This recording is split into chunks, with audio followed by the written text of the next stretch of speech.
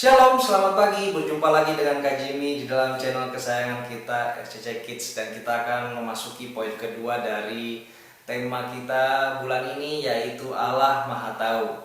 Apa sih poin kedua yang akan dibagikan? Jangan kemana-mana, tetap di RCC Kids.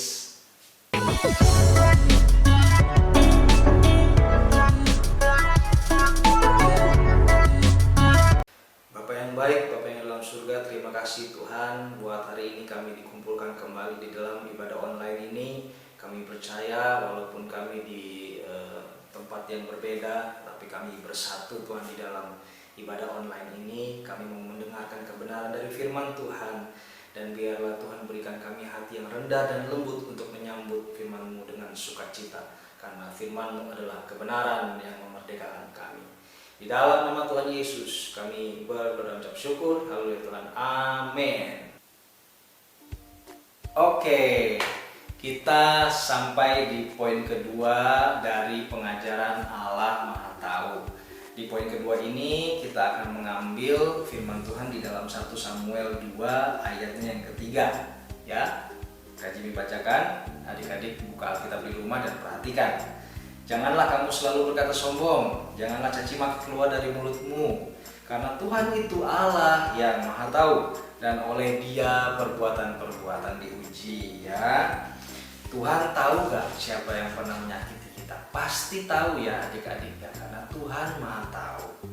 Nah, tapi pertanyaan hari ini, bagaimana kalau kita teringat dengan orang-orang yang menyakiti kita? Bagaimana kalau kita teringat dengan teman atau saudara yang pernah menyakiti kita dan belum selesai, belum ada minta maaf, belum ada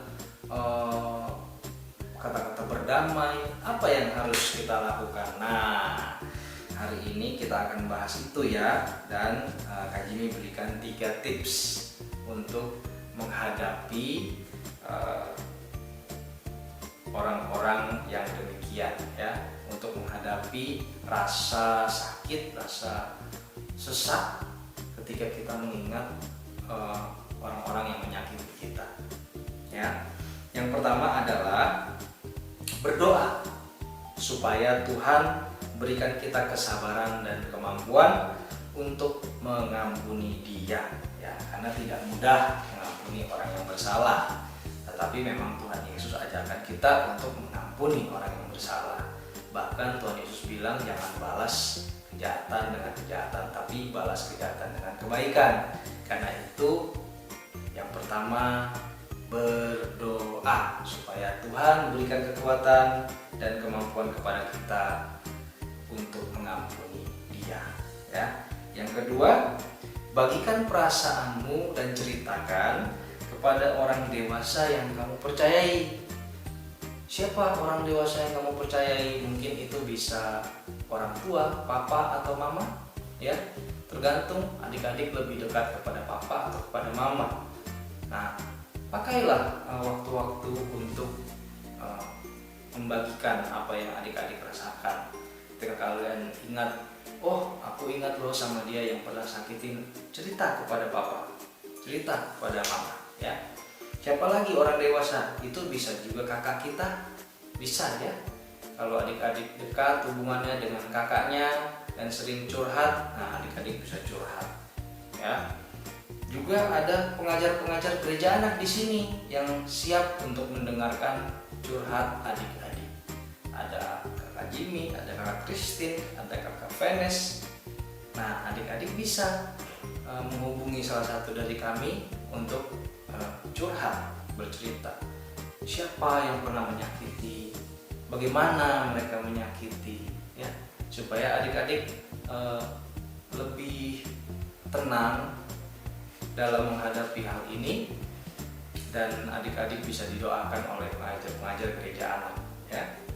Lalu selanjutnya orang dewasa yang selanjutnya adalah pendeta. Ya, kita ingat kita punya gembala, kita punya opa rohani, yaitu Opa Nathan. Nah, adik-adik bisa hubungi Opa Nathan kalau adik-adik sedang sakit hati, sedang kecewa, sedang kesal dengan seseorang. bisa adik-adik cerita pada Opa Nathan ya. Nanti Opa Nathan akan memberikan nasihat-nasihat yang baik dan Opa Nathan pasti akan doakan adik-adik. Lalu yang ketiga, bagaimana ketika kita teringat dengan orang-orang yang menyakiti kita? Yang ketiga adalah alihkan perhatian kita kepada teman-teman yang baik ya. Jadi jangan terus-terus ingat orang yang sakitin kita, tapi kita ingat orang-orang yang baik, yang selalu punya kata-kata positif, yang membangun, ya kan, yang baik kepada adik-adik, selalu temenin, selalu menghibur. Nah, ingat teman-teman yang itu, teman-teman yang baik. Lalu juga bisa juga adik-adik alihkan untuk mengkonsentrasikan diri kepada target-target yang adik-adik sudah rencanakan, ya. Mungkin itu target belajar, target prestasi, atau target apa, semua yang baik-baik ya, pikirkanlah itu. Jadi jangan selalu memikirkan yang menyakiti hati kita. Ketika itu timbul, alihkan perhatian adik-adik ya. Jadi hari ini kita belajar bagaimana kalau kita teringat dengan orang-orang yang menyakiti kita. Bagaimana kita ketika kita merasakan sakit hati, kita kecewa, kita sedih, kita marah. Nah, ada 3 tips yang diberikan, yaitu pertama, berdoa supaya Tuhan berikan kita kesabaran dan kemampuan untuk mengampuni dia. Yang kedua, bagikan perasaanmu atau ceritakan kepada orang-orang yang dewasa yang kamu percayai ya. Yang ketiga adalah alihkan perhatian kita kepada hal-hal yang positif, hal-hal yang baik, hal-hal yang membangun.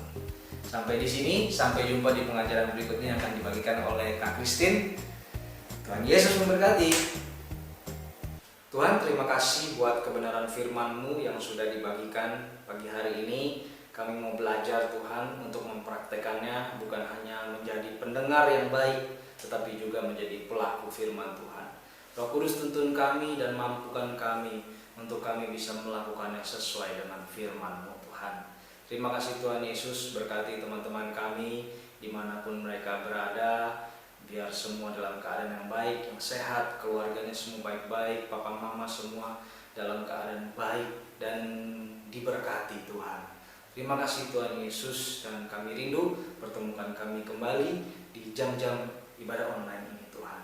Di dalam nama Tuhan Yesus kami berdoa dan ucap syukur. Haleluya Tuhan. Amin.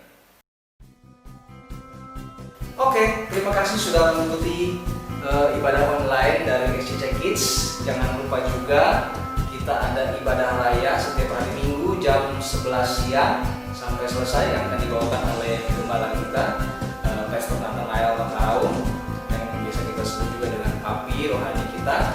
Dan jangan lupa untuk berikan tanda suka, berikan komentar, berlangganan channel ini, dan nyalakan lonceng pemberitahuan.